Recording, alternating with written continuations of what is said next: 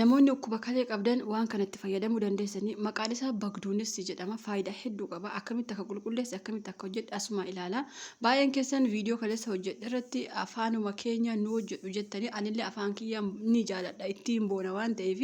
warri soddaa nama guddisu nama jajjabeessu afaanichaa maaf hin hojjettanii warra naan jettanis ni jirtanii yuutuubii guddisuuf jecha afaan halagaa yookaas immoo afaan jaraati hin hojjedhu har'allee ta'e boru warra akkas naan jettanillee dhiifama narraaf ta'a maaliif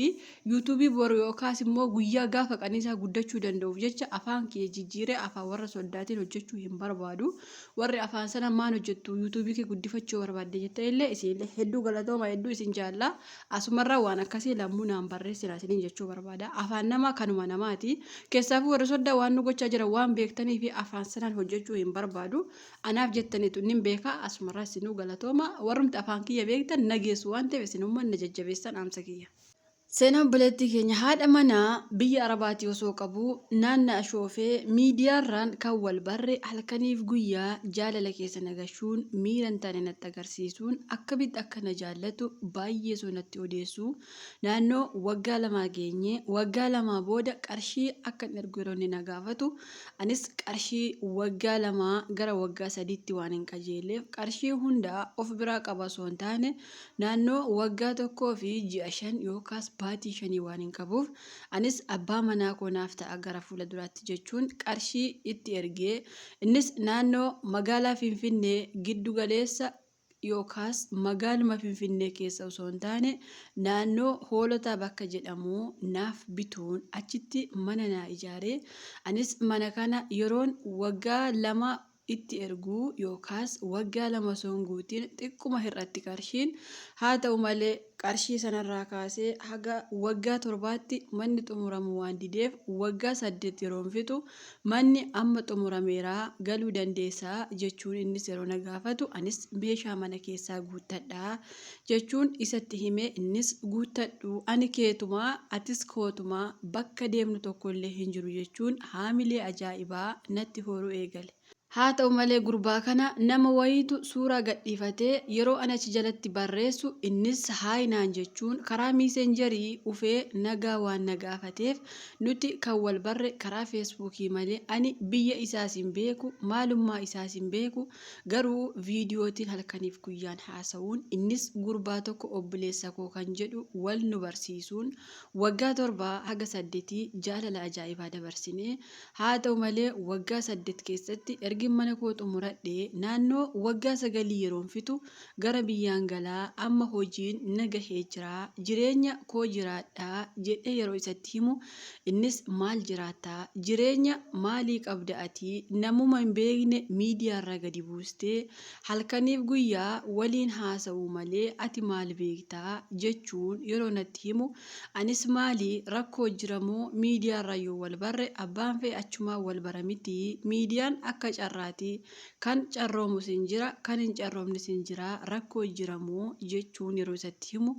innis yaada sanaanneeffatee lakki akkas jechuu koo miti ati osoo na jaalattee viidiyoo qullaa na waliin haasofta malee akkanatti nan dhokattuu hin sobdaa jechuun yeroo na gaafatu anis maaliif akkas naan jettaa viidiyoo qullaa maaliif si faana haasa'aroo jedhu innis yoo fedha kee ta'e viidiyoo xiqqoo sikeendii 2 yookaas sikeendii 3 kan ta'u waraabii naaf ergii jechuun halkaniif guyyaa lubbuurra waan dhaabateef anis kuni rakkoo qabaaree jedhee viidiyoo sana sirriitti waraabee garuu fuula kiyya oksee yeroon itti ergu innis fuula kee maaf oksitaa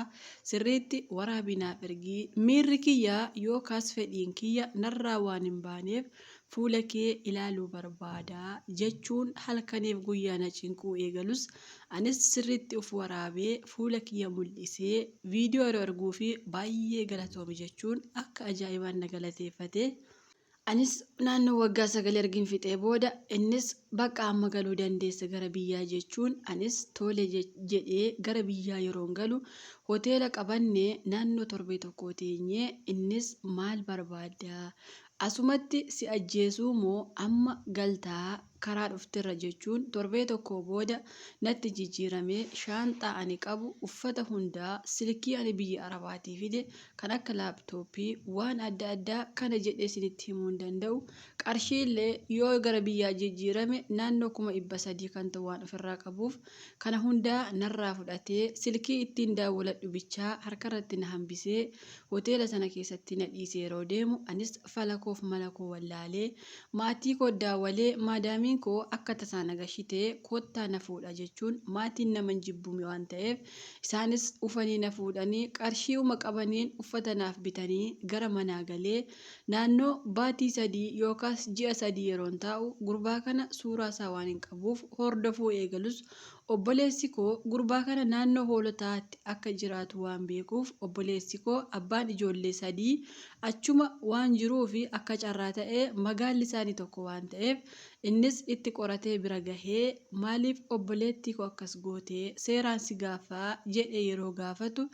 innis obboleettiin kee kamii ani haadha manaa qabaa narraa godhi jechuun obboleessa koo hinumaa reebuuf yeroo itti fiigu obboleessi koos waan godhu wallaaluun ishii mana kee nageessii yeroo jedhu inni ijoollee 3 waliin gala haati manaasaa garuu biyya arabaa jirti.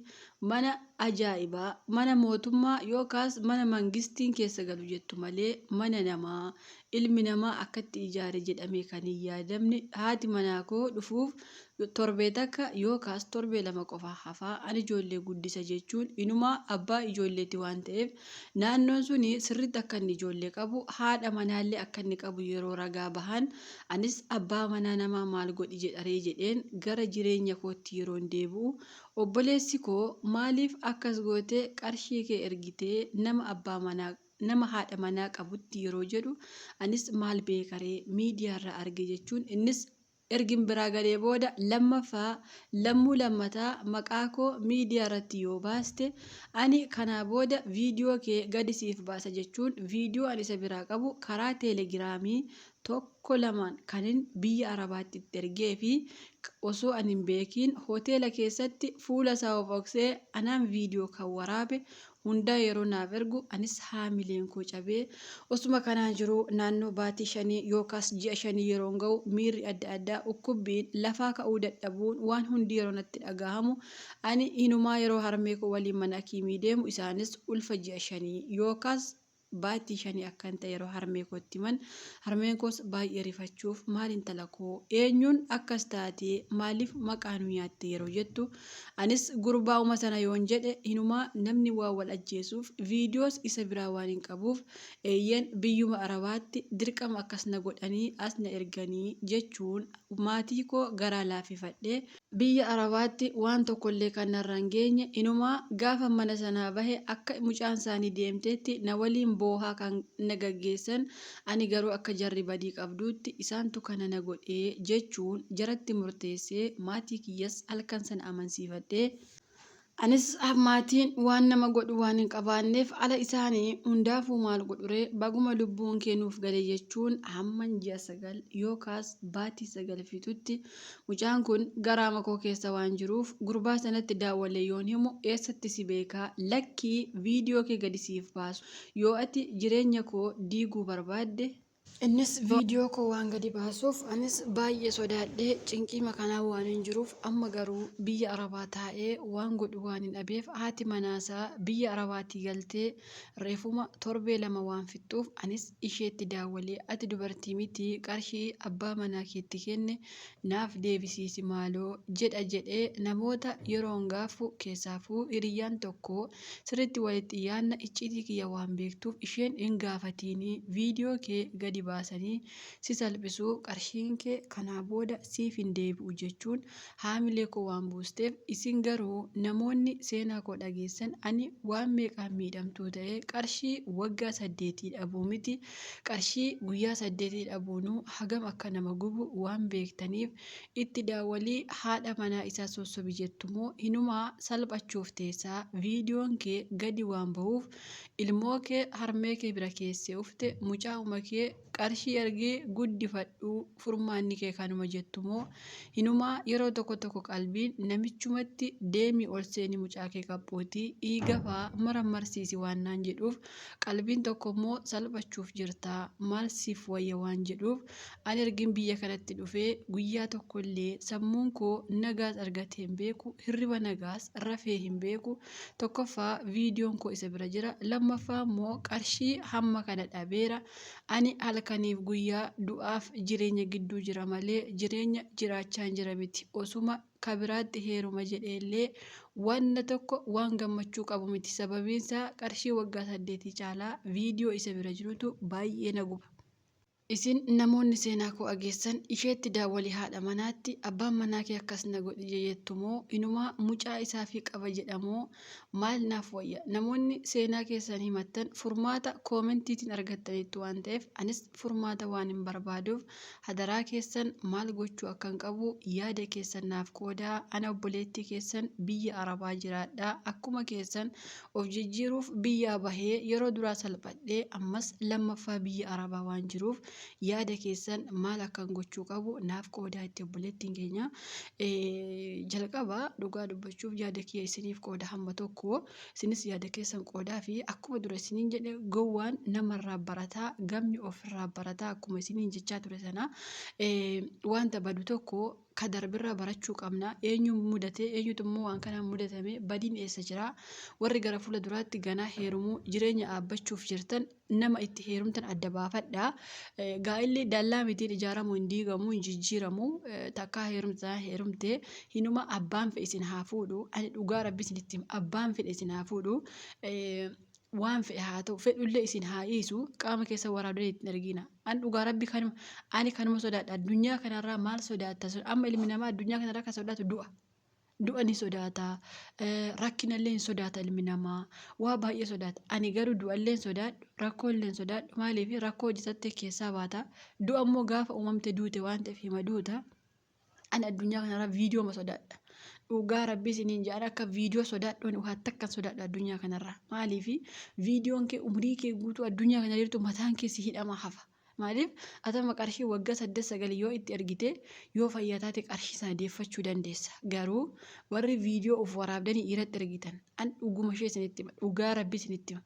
viidiyoon keessa gaafa namatti ergitan tarii miira keessa galtan ta'a innis miira keessa galee nama isin jaalatu inda'um ani waan isinitti himu keessa dhiirri Itoophiyaa keessa taa'ee ani miira keessan galee fedhiin koo yoo ati akkasitti na ergite jee akkasiniin jedhu ofii guyyaatti shamarra 3-4 itti fayyadamaa oola dhugaa rabbi isiniin jedha dhiirri tokko guyyaa halkan tokko miti sa'aatii tokko taa'uu hin danda'u amma nuti fakkeenyaaf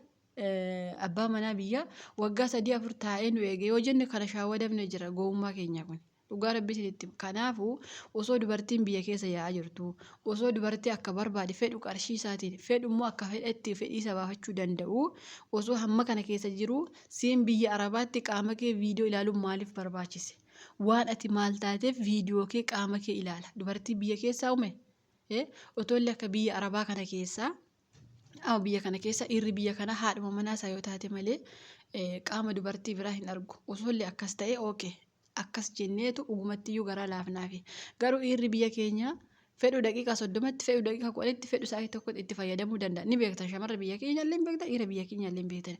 inna ati waan maal taateef qaama keenyaaf ergisiin jedha ati waan maal taateef silkii of jala keessee viidiyoo itti waraabde ergitu maa yoo si fuudhu isii yaa obboleetti ko yoo manatti hafte maal rakkoo qaba yoo akkas taate malee isin hin fuudhu an dhugaa rabbi way keessaa fuudhu akkas jettanii seenaa keessan natti ergitanii kaatanii maaf loltaa walii jettan ifa manarraa ta'a maaliif